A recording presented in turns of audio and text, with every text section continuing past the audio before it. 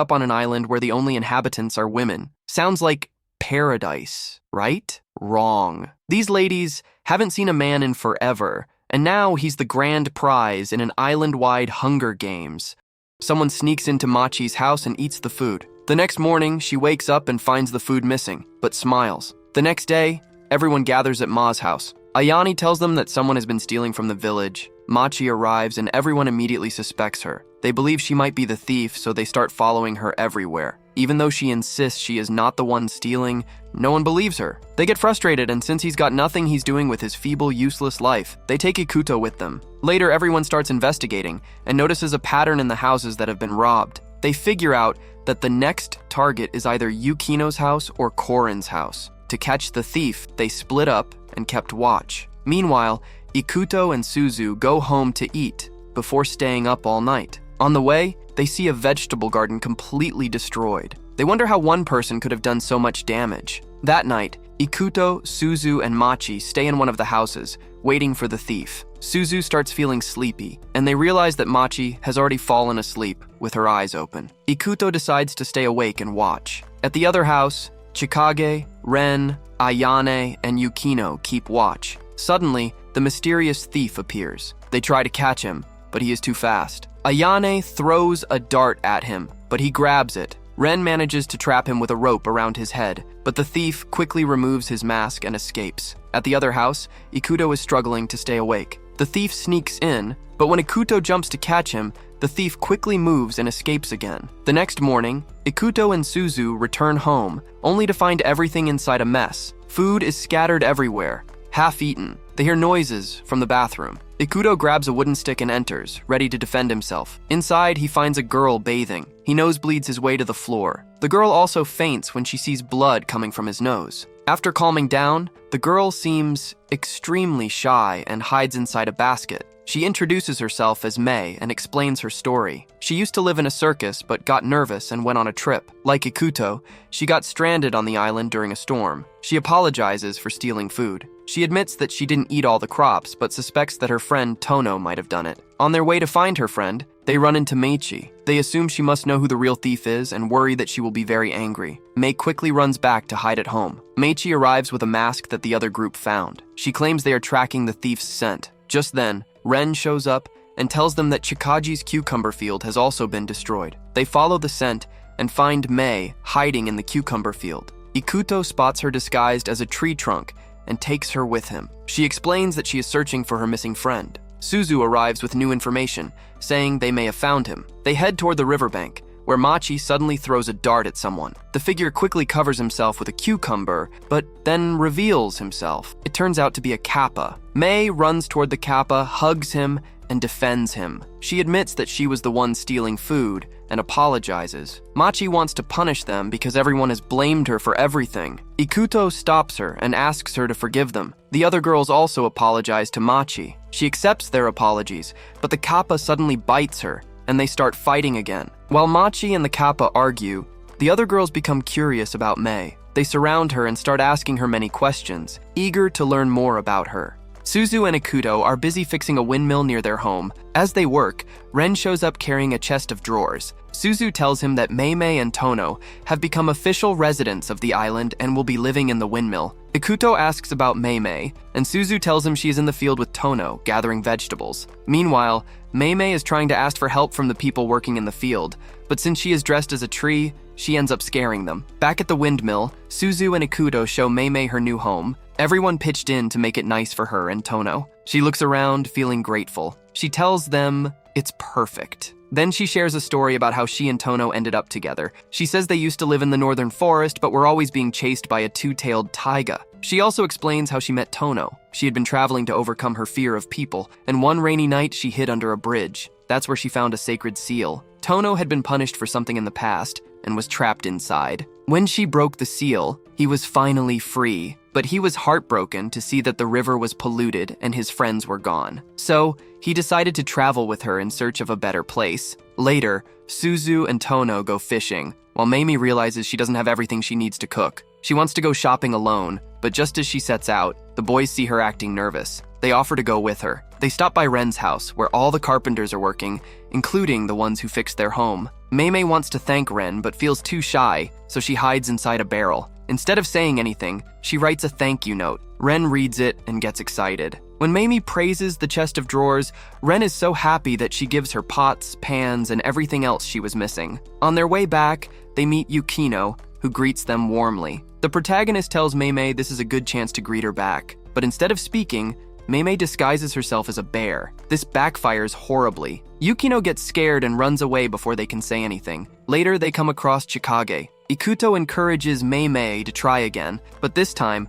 things take another strange turn. Chikage becomes very interested in Meimei's clothes. She starts touching them. Chikage takes off all of Mimi's clothes, leaving her completely embarrassed. Meanwhile, over at Machi's house, she tells Ayane about the new resident of the island. Ayane becomes curious and decides to go meet her. However, Machi forgets to mention Tono. Ayane finds Meimei with the protagonist and Suzu. Just as she is about to attack, she hears Meimei saying that she hates her own personality. Ayane stops in her tracks. Instead of fighting, she decides to help. She steps forward and introduces herself, but this scares Meimei, who immediately hides as a tree. Ayane tells her that instead of trying to change who she is, she should learn to love herself more. The useless protagonist, Suzu, and Tono all start saying good things about Meimei. Ayane listens, but then she notices something. Tono is a kappa. Her face turns pale. She remembers being attacked by a kappa in the past, and without thinking, she runs for her life. Tono, hearing this, suddenly starts chasing after her. He wants to know more about her experience. Ayane panics and runs all over the island, with Tono right behind her and the boys following close behind. The chase leads them near a cliff. Ayane is too scared to notice how close she is to the edge. Meimei sees this and acts fast. She jumps onto a tree branch and lands in front of Ayane, hitting her with her knee just in time to stop her from falling off the cliff. Back at Machi's house, she finally tells everyone the truth. She used to dress up as a kappa to scare her sister. Meimei and Tono stare at her in shock, disappointed that she was behind it all. At that moment, the other girls arrive. They show Meimei all the things they prepared for her to make her feel welcome. Chikage made a dress just like hers. Ren brought more utensils, and Yukino presented a rare species of island bear. Meimei looks at all of them, feeling overwhelmed but happy. She thanks them, and for the first time, she no longer feels embarrassed around them. The island is changing. A creature has appeared in the sea and is challenging the leaders, wanting to take their thrones. Meanwhile, Suzu is showering with tonkatsu when someone suddenly opens the bathroom door. At first, she thinks it is Ikuto, but then she realizes that is impossible. Another tonkatsu appears in the bathtub, scaring Suzu. She screams, and Ikuto rushes inside. She throws herself in front of him, shouting about the two tonkatsus. Suddenly, one of them transforms into their master. Later, during dinner, their master explains that the leader of the East, Pandaro, and the leader of the North, Taiga, have been defeated. The protagonist must deliver a message to the leader of the West. However, the leader of the West is missing, and the truth about what is happening must be uncovered for the sake of the island. The next morning, Suzu prepares breakfast and asks the protagonist to take a dish to their chicken neighbors. He delivers it, and after talking with them and receiving a small gift, realizes that he is getting used to living there and talking to animals. He returns home and shares his thoughts with Suzu. She also feels the same way, wishing they could stay together forever, but he does not hear her well. Their master, still eating breakfast, suddenly suggests that they get married. The useless protagonist chokes on his food. Their master then announces that he must leave before the leader of the East seeks revenge, and things get worse. He gives a description of the one challenging the leaders, and the protagonist realizes it is Tono. At Meimei's windmill, she is having breakfast with Tono when Pandara returns, looking for a rematch. Tono steps outside, ready to fight, but Meimei tries to stop them. Pandaro, instead of listening, falls in love with her at first sight. He grabs her, making her cry in fear. He declares that he will take her away and make her his wife. Tono attacks, and Pandaro fights back. At that moment, their master, the leader of the South, appears and stops them. He reminds Pandora that they are the leaders of the West territory and fighting is not allowed. Pandora trembles with fear, making the protagonist wonder just how terrifying the leader of the West must be. Pandora refuses to release Meimei. Their master warns that if he does not, he will have to fight for the title of the leader of the West. Instead of fighting, Pandora panics and runs away, still carrying Meimei. Ikuto, Suzu, their master, and Tono immediately chase after him. While Pandora flees, Taiga, the former leader of the North, suddenly appears and stops him with a single blow. Taiga explains that he is no longer the leader since he was defeated. By order of the leader of the West, he must now take the new leader of the North to their rightful territory. The group stares at Tono, but he denies any involvement. Then, Taiga points to Mei as the new leader. Taiga explains how he lost to Mei, though his version of the story is different. He believes she planned everything to defeat him. In truth, she only wanted to escape and accidentally hit him with a rock. While this is being discussed, Pandora takes advantage of the distraction and flees with Mei again. Everyone chases after him, but they cannot catch up. Suddenly, Taiga appears ahead of Pandora and knocks him away with a powerful strike. He reclaims Mei and announces that he will take her to his territory. Ikuto steps forward, refusing to let Taiga take Mei. Taiga challenges him to a duel for her. Ikuto accepts because he believes a man should always protect a woman. The fight begins, and Taiga proves to be very skilled. He lands several strong blows on Ikuto. Suzu, watching the fight, wants to help, but Ikuto stops her. In the distance, someone is watching everything unfold. They talk to their companion, Taka, and decide to help, but wait to see more. Mei watches as Ikuto struggles, his injuries worsening. She agrees to go with Taiga to the north, hoping to stop the fight, but Ikuto refuses to let her. He stands up, determined to continue. Taiga declares that he will end it with a single, decisive strike. Ikuto tries to dodge, but his legs give out. The force of Taiga's attack rips Mei's clothes, causing the protagonist's nose to bleed at the sight. Taiga, momentarily blinded, is caught off guard. The unknown person who had been watching finally steps in. They quickly approach and tell Ikuto to strike between Taiga's two tails. Ikuto follows the advice and defeats Taiga with a single blow. With Taiga defeated, Mei can now stay in the village. Taiga,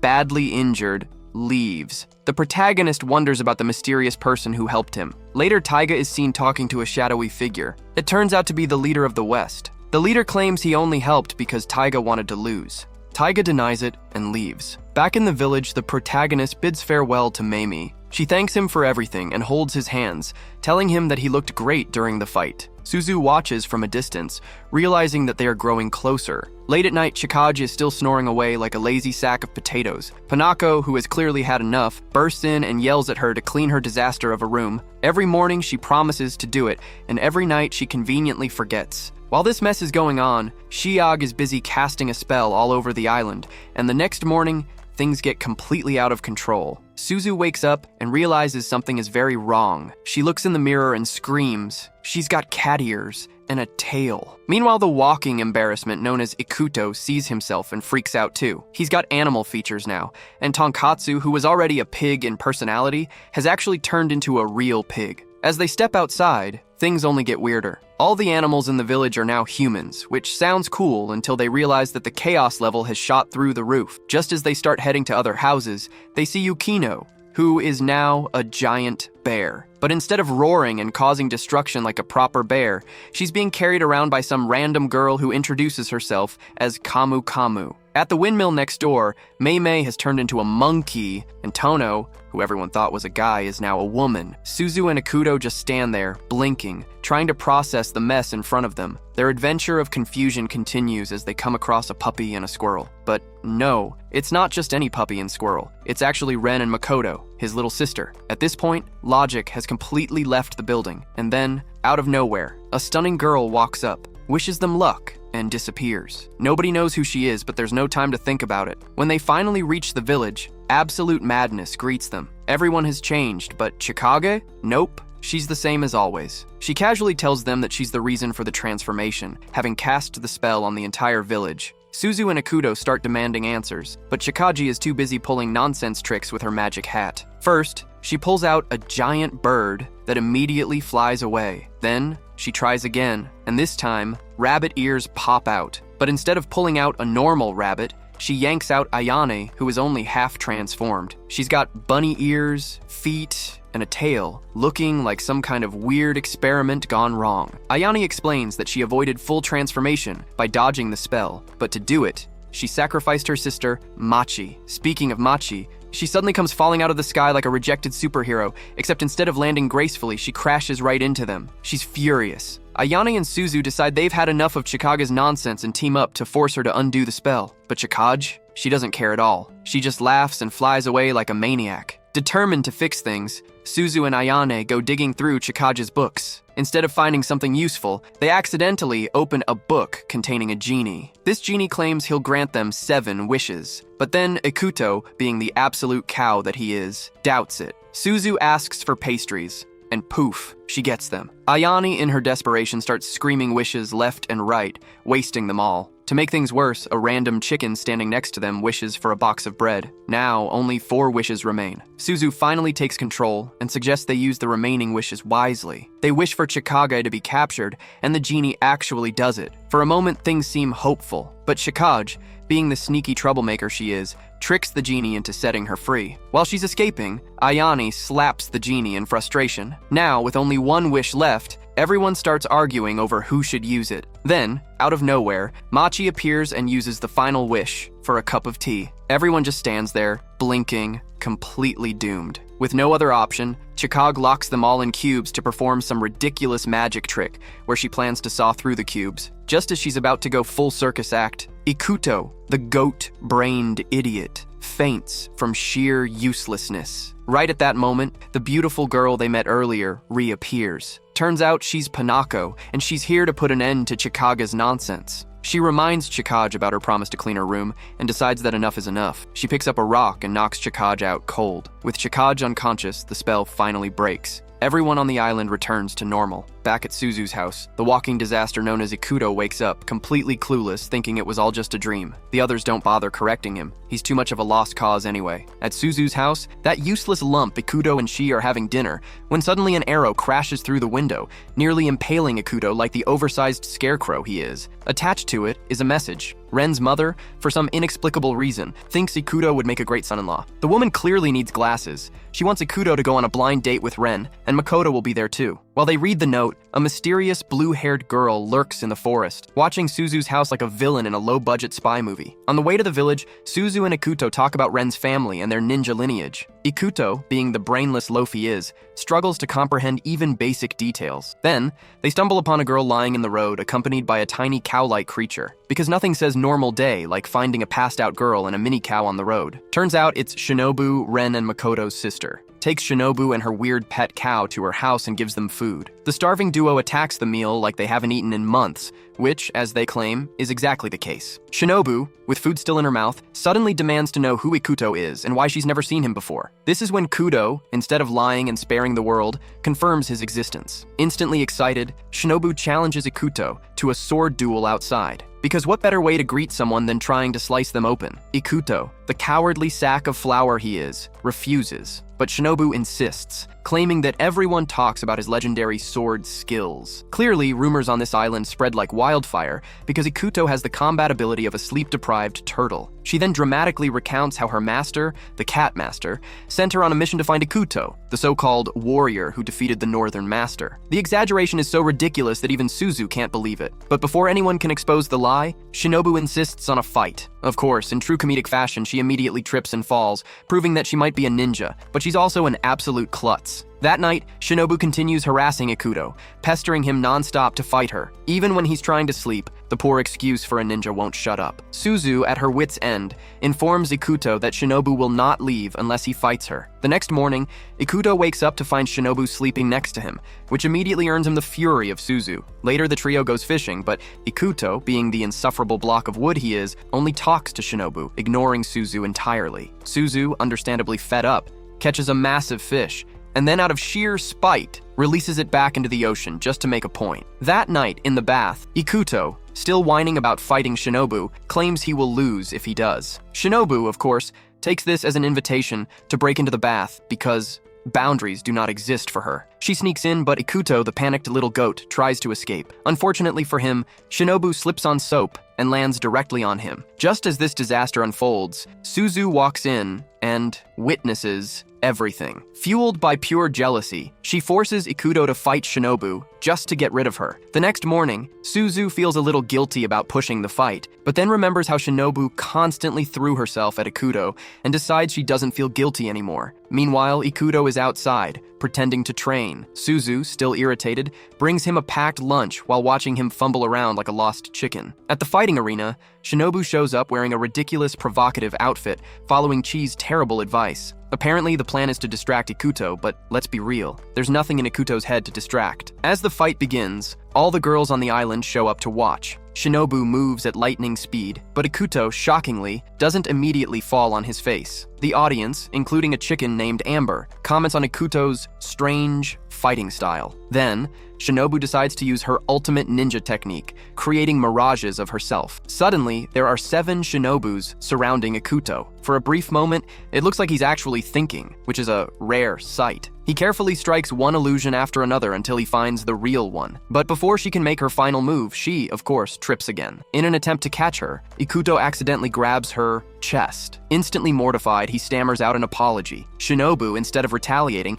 simply declares herself the loser, claiming that the mere touch weakened her. Ikuto, for once, has done something without humiliating himself. Later, Shinobu says goodbye to Suzu and Ikuto, but as she turns to leave, she trips one last time, cementing her status as the clumsiest ninja in existence. A young girl is running for her life inside a dark labyrinth, chased by a monstrous creature. Just when things look bad, a voice from the shadows tells the monster to stop. Meanwhile, back in the library, that walking embarrassment known as Ikuto is reading a book about the same girl. Before his single brain cell can process anything, Chikage interrupts him. The useless lump of meat thinks he recognizes the girl's name, and Chikage confirms that someone on the island has the same name. Then, out of nowhere, Suzu's mother appears to greet them, and right on cue, thunder rumbles dramatically in the background. At Suzu's house, she is alone, and the storm rages outside. A shadow appears at the door, making her scream. Turns out, it's just a broom with a sheet over it. But under the sheet is a creepy, unsettling invitation. The next day, Mei, Suzu, and the human-sized mistake, Ikuto, all realize they got the same weird invitation. They head to the Tsukimi Pavilion, confused about who sent them. The place is supposed to have a lady in charge, but no one knows who actually sent the invites. When they arrive, they meet a girl named Sakuya. She's happy to see Ikuto, for some reason, but mid-greeting, her head falls off. Everyone screams. It turns out she's a robot, and sometimes her screws come loose. Just like Ikuto, except his problem is permanent. She tries to carry their bags, but her arms fall off too, scaring them even more. Inside the pavilion, the other girls realize Ikuto has arrived and start scrubbing their bodies like they are preparing for battle. Their brilliant plan was to trick that barnyard animal into bathing with them. Chikage, always up to something, volunteers to lure him in. In another room, Sakuya chats with the human turnip, Ikuto. He asks why he didn't get an invitation. She explains that she didn't send them either. She just got a letter from Suzu, saying all the girls should bathe together that afternoon. That rotten vegetable is confused. Before his 2 working neurons can connect, Chikage interrupts, pointing out that none of the girls actually sent the invitations. The seal on them matches the one from a book, and the genius mistake that is Ikuto finally realizes they may be in trouble. Chikage explains that the book isn't just a story, but a record of past events, and she thinks something bad is about to happen again. Ikuto, being as useful as a broken umbrella in a hurricane, tells her not to talk about it so casually. Of course, Chikage is actually excited to see how things play out. That night at dinner, all the girls looked exhausted. They blame Ikuto for making them wait in the bath, as if being around him wasn't bad enough. The brainless cow accidentally blurts out the name Bashmia, warning everyone to be careful. Right on cue, a scream comes from outside. Sakuya immediately pulls out weapons hidden in her braids, because of course a robot girl is better prepared than Ikuto will ever be. The door creaks open, and in falls Shinobu, dragging her cow behind her. Both collapse in a heap like a pair of exhausted potatoes. Shinobu explains that she also got an invitation but got lost on the way. Everyone moves inside to eat, but Ikuto, still stuck on his ridiculous theories, keeps suspecting Chikage of being behind it all. Then he realizes the bath is finally empty. This brain-dead goat leaps at the chance to take a peaceful soak. But before he can enjoy the warm water, Ayane sneaks in behind him. He barely notices until he turns around and sees her wearing a demon mask. Like the cowardly donkey he is, he shrieks in terror. His scream echoes through the pavilion, alerting everyone. He stumbles back and finds Ayane lying unconscious in the bath. Panic spreads, but before he can process what's happening, he realizes something is stuck on her body. Naturally, since he is the king of terrible decision-making, he assumes it belongs to him. From above, a masked figure laughs. This mysterious man introduces himself as Bashmia and reveals that he poured a spicy potion all over Ayani's body. The clueless, brainless, hay-eating farm animal and a girl are in a library. The goat-brained boy proudly declares that one day he will write an amazing, mysterious story. The girl, probably just being polite, says she will wait for it. That's how lies are born. Back in the present, a masked troublemaker, Bashmia, reveals himself. He's behind everything, all just to see the girls scream. He dangles the antidote in front of them and tells them to catch him if they want it. Then he dashes off like a mischievous goblin. Sakuya transforms into a weapon and starts bombing him, but Ikuto, being the senseless cow that he is, stops her, worried she might end up killing him. If he had even half a brain, he'd let her do it. Meanwhile, the girls are getting ready for Ikuto's arrival. Some are playing games, others are making themselves look pretty, and Shinobu is tied to a massage chair for some reason. Ikuto, the dim-witted goat, enters the room and finds her unconscious. He moves on to Ayan's room, where she tries to show him her back in her dream. When she wakes up, she screams. The chaos continues in Mei's room, where she suddenly jumps on Ikuto, thanking him for picking her, then starts undressing. The cow freezes, completely useless. Basha appears, announcing that he used a potion to awaken Mei's desires. Ikuto finally remembers he has legs and chases him, leading to Yukino's room. Basha spills a potion on her bed, making her think she's the ruler of the world. The goat runs to another room and finds a girl poking a straw doll. Smartly, he decides she's not a threat. Then, a scream echoes from Ren's room. Her younger sister's hugging her too tightly. Ikuto, still moving like a headless chicken, barges into more rooms, getting beaten up every time. Suddenly, a fake Ikuto enters Suzu's room, acting all sweet. But the real farm animal arrives just in time to expose the fake. Basha panics and escapes to the rooftop. Ikuto chases after him but remembers he's afraid of heights. Basha laughs and throws the antidotes into the air. With the brain power of a potato, Ikuto finally does something right. He jumps and grabs them. Bashmia pretends to leave, but Chikage catches him. It turns out he's none other than Ikuto's own mother, the author of the book. The next day, the girls still don't know if any of them were picked by Ikuto. Meanwhile, the goat remains as clueless as ever. The next morning, Ayani is searching for Machi, the lazy sack of potatoes, because it's their turn for cleaning duty. But of course, the useless lump is nowhere to be found. Meanwhile, behind some bushes, Machi, whose luck is as bad as Ikuto's brain, accidentally knocks over a statue. Instead of just being a harmless old rock, the statue releases a cursed paper that basically screams danger. Because bad luck never comes alone, a shape-shifting creature emerges from it. Machi, in a desperate attempt to stop the beast, gets a nice little reward for her efforts, getting smacked on the head. The creature escapes, leaving Machi to rub her poor skull and wonder why she even tries. Over at the river, Suzu and Ikuto, the walking disaster, are failing at fishing. Suzu is convinced it's impossible to catch anything, which makes the cow-brained Ikuto mad. He suddenly decides to act like a hardworking man and puts in all his effort. Miraculously, he actually manages to catch a bunch of fish. But before anyone can celebrate, their fish, and even Suzu's fishing rod, suddenly turn into stones. Turns out, they were deceived by a demon named Uki, who had been disguised as their pig the entire time. Machi appears behind them, explaining the situation, but before they can catch the demon, she trips over her own feet and falls into the river. Determined to track down the trickster Tanuki, Ikuto makes the dumbest remark yet, saying it will be difficult to find the demon. Machi, not having time for his nonsense, quickly corrects him, saying that anything fake will always reveal itself through its flaws. She is confident she will uncover the demon's true identity using her spells. They head to the village, where everything seems normal, that is, until they see Yukino. When they ask her if she's seen anything unusual, she suddenly transforms into the demon and flees. Another scream rings out, and they find two people claiming to be the same person. Ikuto, using his single functioning brain cell, sets a trap. He declares that the real one has two moles, and when one of them agrees and lifts her sleeve, Ikuto grabs her arm and exposes the lie. Because the real person would never reveal her shoulder, the demon realizes it has been fooled, throws a giant rock, and escapes.